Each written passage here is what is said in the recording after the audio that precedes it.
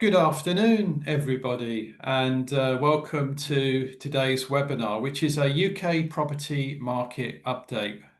We last did the update in June in the height of summer. Now we've got some rather autumnal weather. And today I'm going to share some highlights for where we are with the UK property market. I'm joined by my colleague, David Altman. David, welcome. Hi there. Thank you for joining and look forward to presenting this presentation to you. Thank you, David. Okay, let's get into the first slide. Or second slide, perhaps. Yeah. So just a quick overview of IP Global, the business that I've worked for nearly 19 years and David sort of 11 years now. We are a research-driven end-to-end property investment company, really specializing in residential property across the globe. We sold over 6,000 properties. We've invested over 3 billion US of property investment across 18 countries. So we are very experienced in property investing in city centres across the globe. In simple terms, it's a sort of a buy-to-let model where we will seek out city centre opportunities which present good opportunity for investors in capital appreciation and rental yield. And we will manage the entry to the exit for our investors. And we have been successfully doing that over a number of years across our main markets in Dubai, Germany, Portugal, and the UK. Okay, next slide, please, David. All right, so what have we seen? And actually, if we sort of update in real time since June when we did our last presentation, well, we set out this graph at the beginning of the year, and now coming into September, it's kind of shaping up, and we can kind of reflect on how we are as a year.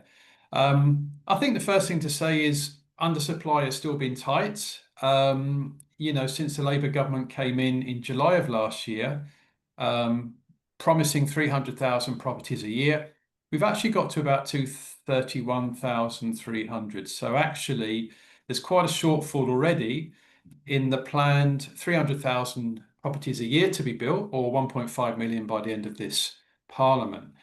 I'm going to talk a little bit more about that in the next slide. But suffice to say, undersupply in the UK is still a problem for residential property. Now, if you look at the year to date, I think it's fair to say that property prices have been reasonably stagnant. There's a few reasons for that. I think one of the main ones is interest rates haven't come off as quickly as was anticipated. We did have a stamp duty holiday for first-time buyers that came to an end earlier in the year, which I think curtailed some property investment. And as we go through the rest of the year, I think we might see a slowdown in the lead up to the budget, while sort of people wait for that information to digest before the property market gets going again positively in the new year.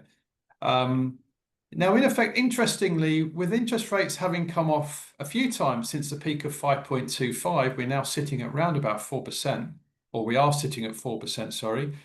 Actually, if you look at monthly payments for mortgaging, on average, they are cheaper than renting now. And that is, I think, a very positive sign going forward, because that actually changes the dynamic and means that, in effect, where possible, individuals will be seeking to get on the property ladder rather than renting. And I do think going forward, what you will see over the next few years, as is highlighted with those sunny pictures there, the sunny outlook weather forecast, you will see actually quite good capital appreciation in the years ahead, because I think one of the big problems right now has been sticky inflation.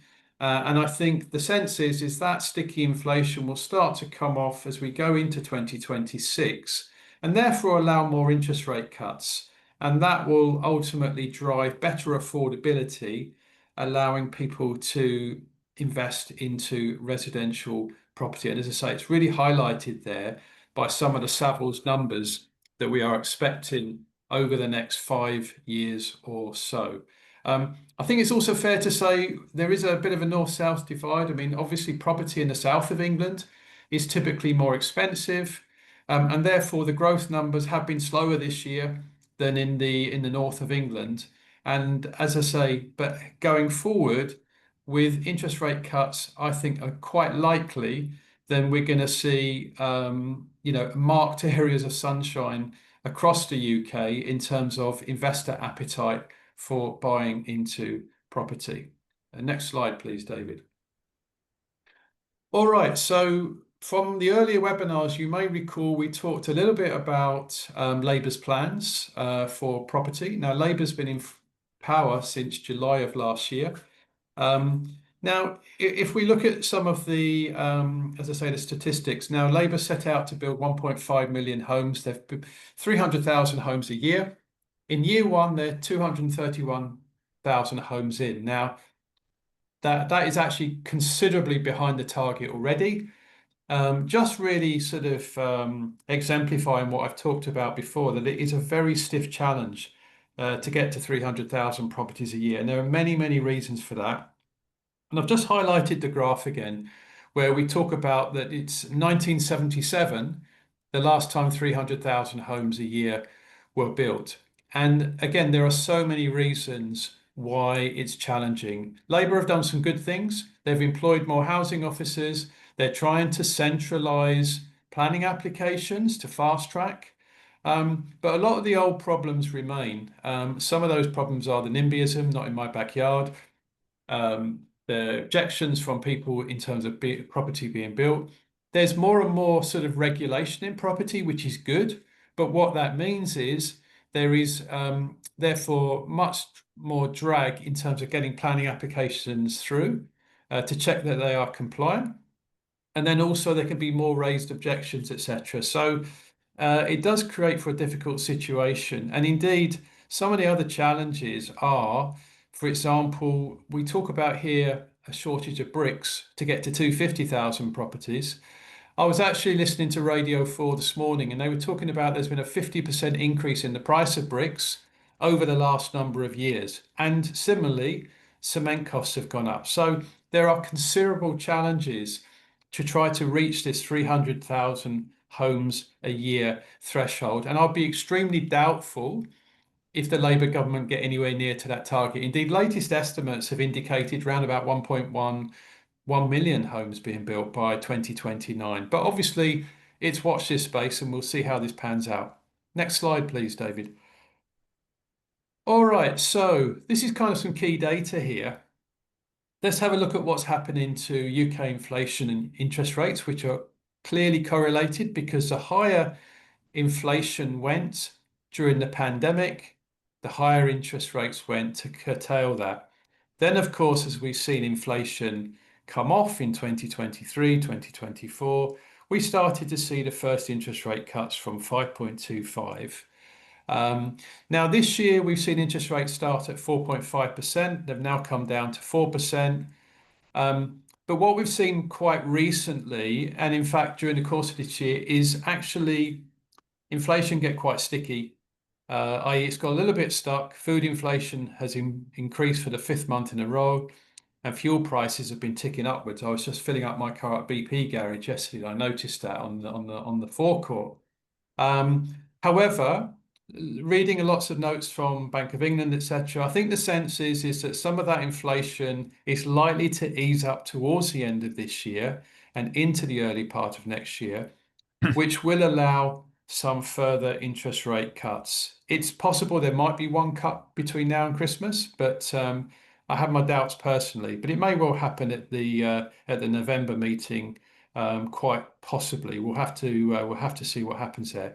Now, aside from that, in terms of expectations, I mean, Deutsche Bank are talking about 3 more rate cuts by the end of this interest rate cycle. So in other words, 3.25 is a possibility by about this time next year.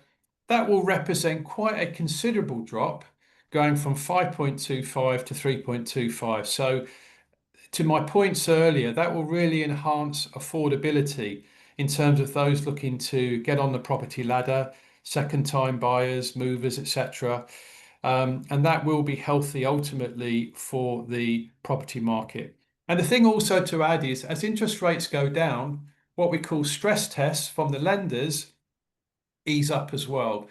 So in other words, as interest rates go up, it's harder for many first-time buyers to borrow because there is a higher hurdle put in place to see if those investors can meet certain interest rate hikes of their payments. As interest rates go down, those are relaxed, and what it does is it brings a lot more people, enable them to get on the mortgage ladder.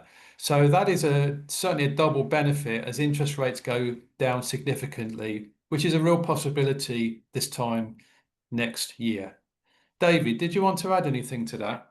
Yeah, sure. Thanks, Grant. And I think a key point there you made was, obviously we are seeing sticky inflation. It's at 3.8%, and it's expected to actually top at 4% this month, and then after that we'll see the gradual fall. Expectations are around 2.7% in 2026, and hit the UK Bank of England rate of 2% expectation by 27.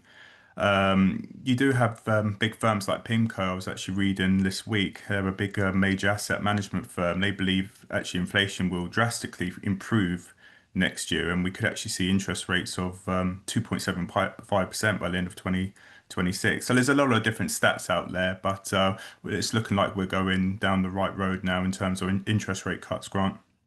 Yeah, I think you're right, David. I think it's really a case of ultimately where they sit, but we can sort of generally agree that they are looking to come down during the course of next year. Yeah, yeah.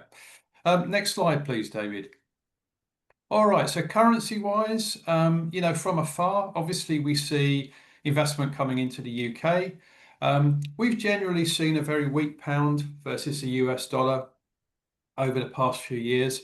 Actually, the pound has started to strengthen. What that typically does is if those investing from afar who hold US dollars are keen to invest, as the currency is seen to get a bit stronger, there's more investment coming in. There's a sense of urgency because, for example, the US dollar will obviously be seen to get weaker, and therefore people want to optimize their investments. So when we see that, obviously the US dollar is widely used across the globe, the Hong Kong dollar is tied to the US dollar, the dirham is pegged to the US dollar. That does bring considerable investment in across the UK. So what we've seen this year is we've seen probably about a 10% increase in the GBP versus the US dollar. And the expectation is it will further increase in value by the end of next year to about $1.52. So we expect to see more investment coming in as the pound strengthens, as those investors look to take advantage of that. David, did you want to add anything to this? Thanks, Grant. I think data this week, US GDP data came in quite a bit stronger than expected. However, we are still, expecting the Fed to reduce interest rates potentially another two times this year, which will, of course, lead to a weaker US dollar, as you mentioned. You'll see the GBP strengthen to the US dollar. And of course, if we see the Bank of England potentially have a bit of more of a cautious road to the US Fed, then this will also provide strength to the pound as well. So yeah, there's definitely more value we're seeing, I think, in the pound in the next 6 to 12 months to the US dollar. Yeah, I'd absolutely agree with that, David. And of course, we could also mention some other currencies as well. But I think focusing on the US dollar as the major currency is gives the perspective as to what's going on right now. All right, next slide, please. Okay, so really we're just going to end up with a sense of what's going on in terms of investment, because we do see a mixed bag in the economy in the UK. We have to agree there's a lot of negative headwinds, but that's just not the UK, that's the world over, of course. But we have recently seen a whole multitude of investments into the UK, which is worth giving some balance to some of that sort of recent news we've had. So just recently, we've seen 150 billion of inward investment from US companies into the UK, around about 7,500 high quality jobs. But of course, that's just the direct impact. The indirect impact is those jobs lead to further jobs in ancillary industries, etc. And the UK is very much strongly focusing on some of these areas to provide the infrastructure to allow investment into the country. So if you look at some of these, I mean, I don't typically like very, very busy slides, but I think it makes sense to have a busy slide here just to really emphasize, what's going on. So in short, Microsoft, 22 billion investment, helping to build largest AI supercomputer. Google, 5 billion into data center. And that's sort of a number of sort of data center investments across the UK. Nvidia, effectively investing into enhanced AI capabilities across the UK. Blackstone providing the finance, basically 90 billion over the next decade into UK assets, and an immediate sort of 10 billion into data centers. Palantir Technologies, basically as the defense industry builds up, there's a lot of capital that will be going into that side. You've also got for example, Prologis investing into Cambridge, obviously, which is across Cambridge and Daventry, actually. Stack's a US engineering firm, 37 million investment. K Energy and Centrica to invest in 12 advanced modular nuclear reactors. And there are others as well. So we just wanted to highlight some of this. So it's good to give some context to some of the positive investment case that's been going on, and I think you have to say that Labour, the new government in the last sort of 12 to 14 months, has created the environment for these investments to be made into the economy. So that is positive, and I think there will be more feeding off this in the months ahead. I think I mentioned that we typically invest across the UK, Germany, Portugal, Dubai. Just want to highlight that we've gone back into London actually for the first time in a number of years. We sort of held off investing in London during Brexit, during COVID, where people moved out of London, higher interest rates. Now all of that is coming to an end. Interest rates are coming off. So we've positioned ourselves in a very unique opportunity on the south side of the Thames. It's year 10 of a 30-year investment program in Greenwich. Incredible transport infrastructure. You've got a new station at North Greenwich, takes you to Canary Wharf in 2 minutes, central London within about 10. Very close to the O2 Arena there, where Barack Obama is this week doing a series of discussions. And that's the most monetized entertainment centre in the world, as I understand. So we've gone back into the London market. We just flick on to the next couple, David, briefly. Sheffield, we basically modernized a building in the center of the city. This is incredibly high standard quality apartment in the center, close to all the big employees. Really, the interesting thing with Sheffield, it's a great city. It's a city on the up, but a lot of the buildings are quite old. And this is a real standout, modern, high-class condominium in the city centre where you can invest from 180,000 pounds. Just flicking on to the next couple, David, if we can briefly. Okay, so we've got a couple of opportunities in Birmingham. Just to share a bit more on our model, our business model, whatever we don't sell by the time of project completion, we have to buy. So unfortunately, we had a couple of buyers who had to pull out of a couple of deals quite late in the day. So we've got two discounted opportunities that we're offering, sort of 10 and 15% discounts in the centre of Birmingham.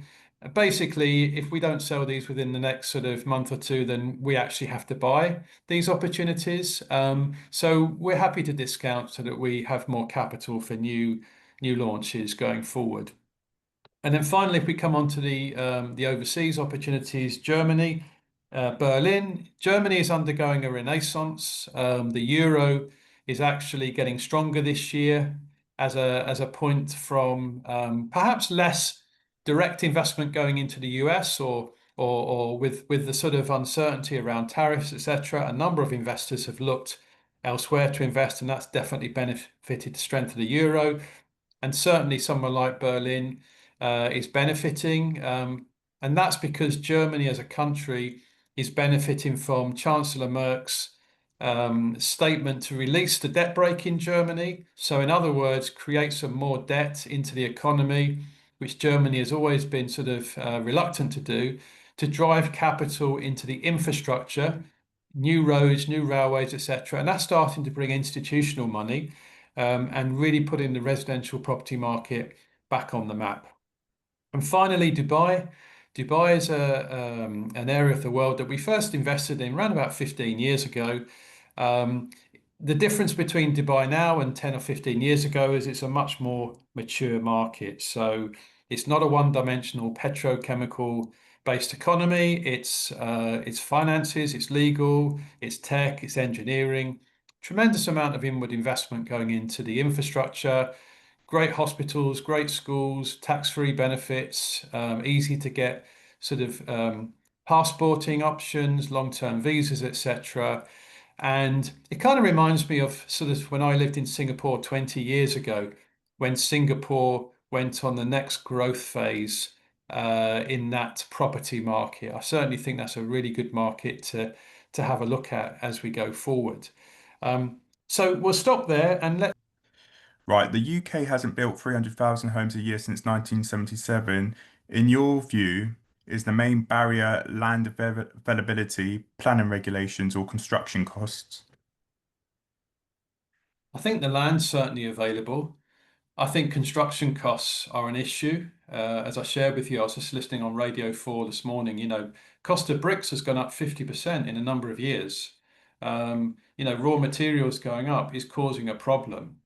Um, and, I think planning rules, the government's employed, I think it's about 300 planning officers, but that still is a drop in the ocean to what is needed. And planning rules and regulations take a long time. And of course, since the Grenville fire, what we've seen is much more regulation, which is correct, which is what is needed. However, what that means is there's much more checks and balances that need to be done before a planning application is signed off. So the point is, yeah, for the main reasons of sort of regulations and also costs, I would say they're the two main hindrances. I think the land issue is not necessarily a problem. I mean, the government is looking to release more sort of greenfield, brownfield land to the market. It's really the regulation and costs which are a big problem for developers building. And the one point I didn't cover on the slides earlier was that stat that it's 1 in 50 builders who think 300,000 homes is realistic. So I think clearly we're just going to struggle to get to that amount, David. Thanks, Grant. Another question come in here was is will these large-scale investments create more demand for property analysts, valuers, or development consultants? I imagine they are just talking about the slide about the US investment coming into the UK. Probably all three, I would imagine. I mean, these are sort of byproducts of these direct investments. I mean, I was sharing that it's 7,500 jobs, but that there will be spin-off from those jobs directly and indirectly. So yeah, so that would be my comments. Yep. Thanks, Grant. Another one here. What is the average gap between asking prices and achieved sale prices for residential properties in London right now? So I assume that they're asking about, prices on Rightmove, what they're asking for compared to Yeah, what they're actually yeah. I getting. think I think I think the major point I've realised is that if you're selling property, whilst interest rates are still quite elevated, as I say, if you look at the Eurozone, they're 2%. The ECB rate in the UK, the Bank of England rate is 4%. So interest rates are quite elevated here still. So when people are looking to sell property, they do need to be realistic in their pricing. I mean, I think if we fast forward a year, if interest rates have come down to 3.25 or your analysis being 2.75, then it's more likely you're going to sell for your asking price. But I think you need to take the advice from local agents in order to be competitive to sell. And I suppose in short, what I'm saying is, I think probably in about a year's time, you will get much more confidence in getting your asking price than you would right now. Great, thanks, Grant. I've got one final question here. How do you see the UK property market playing out next year, 2026? Okay. Well, I think, as I say, in summary, if I look at this year, I would say we all expected probably more interest rate cuts to this point. Um, so we haven't seen that. So it's been more of a challenging year. We've also seen inflation obviously being sticky, which is part of the reason why interest rates haven't come down.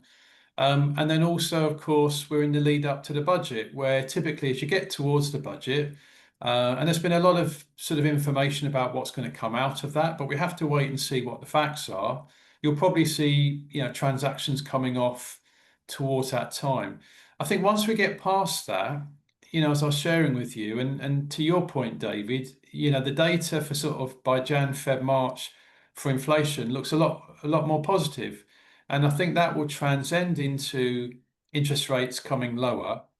So, if we're sitting at this point next year with, let's say, interest rates at 3.25, that would have meant that they've come down from 5.25 to 3.25 within the last 2 years. And I think that will make a massive difference to affordability. So when we think about that chart I shared, I think on slide 2, I think that will show healthy growth across the UK in terms of property prices, not only in the north of England, but actually across the south, London, which has been very flat for a long time as well. So yeah, I think we can look forward to some good growth in property prices in 2026.